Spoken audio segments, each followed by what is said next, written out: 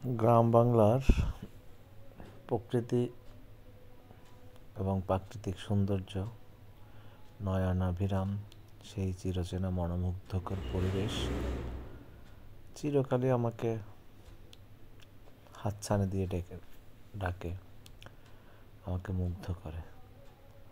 তাই সময় সুযোগ পেলেই সবসময় আমি হারিয়ে যাই বাংলার গ্রামীণ সৌন্দর্যে, পথে প্রান্তরে, পুকুর, বিল, খাল, নদী, নালা, জলাশয়, অরণ্য, পাখি, জীবজন্তুর মাঝে। আসলে এই সৌন্দর্য আমাকে চিরকালই কাছে টানে। যখনই সময় পাই তখনই গ্রামে ঘুরতে যাই। গ্রামের পথ দিয়ে, মেঠো পথে, বিলের পাশ দিয়ে হেঁটে বেড়াই। সেই সৌন্দর্য অবলোকন করি, আমি মুগ্ধ হই আর ভাবি কি অপরূপ সৌন্দর্য, কি অপরূপ সৃষ্টি মহান স্রষ্টার। এই যে আমরা এখন একটি খালের পার ধরে সামনের দিকে আগাচ্ছি। মূলত এই খালটি সুন্দরবন এরিয়ার একটি অঞ্চল। সেই খালের পথ ধরে, সেই খাল দিয়েই সুন্দরবনের একেবারে গহীন অরণ্যে পৌঁছানো যায়। যদিও একটা সময় এই খাল দিয়ে অনেক নৌযান চলাচল করতো বা মানুষ যাতায়াত করতো। কালের বিবর্তনে, সময়ের পরিক্রমায় আজ খালটি অনেকটা ছোট হয়ে এসেছে, বা অনেকেই বাড়ির পাশে অনেকে দখল করেছে বা ভরাট করেছে। সেই খালের পাশ ধরে আমরা ঘুরছি, সামনে বেড়াচ্ছি। তার পাশেই আছে চিংড়ি মাছের ঘের। তার পাশেই এই যে এগুলো সব চিংড়ি মাছের ঘের। এই যা দেখা যাচ্ছে তা চিংড়ির খাবার। এগুলো এক ধরনের শ্যাওলা।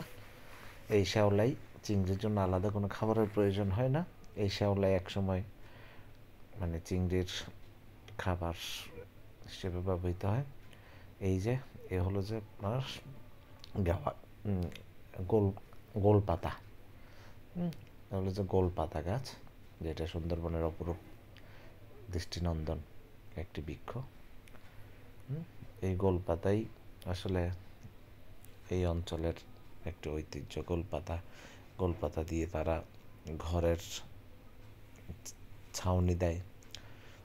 গোল গাছ, তাদের অনেক এক ধরনের ফলও হয় গোল গাছে, যেটা দেখতে অনেক সুন্দর। এই যে সামনে দেখা যাচ্ছে এগুলা মাছ ধরার জন্য তারা এক ধরনের জাল পেতেছে এই অঞ্চলের মানুষ। আর এ হলো বাঁশের সাঁকো। হ্যাঁ, আমাদের মধ্যে অনেকেই যারা ছোটবেলা গ্রামে বড় হয়েছেন তারা দেখতে পারবেন বাঁশ দিয়ে খালের মধ্যবর্তী বা দুই পারে এভাবে বাঁশ দিয়ে সাঁকো তৈরি করা হয়। হয়তো এখনকার জেনারেশন এই সাঁকো চিনেও না। আমার পাশে যে ভাই, সে ভাই চেষ্টা করছেন আসলে সাঁকোটা পার হতে, কিন্তু ভয় আর হয়তো যাওয়া হয়নি। ওই যে ওই পার থেকে আরেকটা ভাই এসে সাহস দিয়ে খুব দেখেন কত কি সাহসী, নির্ভয়ে সে নাকি চোখ বন্ধ করে পার হইতে পারবে, খুব ইজিলি পার হয়ে গেল সেই সাঁকোটি। কিন্তু ভাই গিয়েও আবার ভয়ে চলে আসলো, বলতেছে নড়বড়, তাই সে চলে আসলো।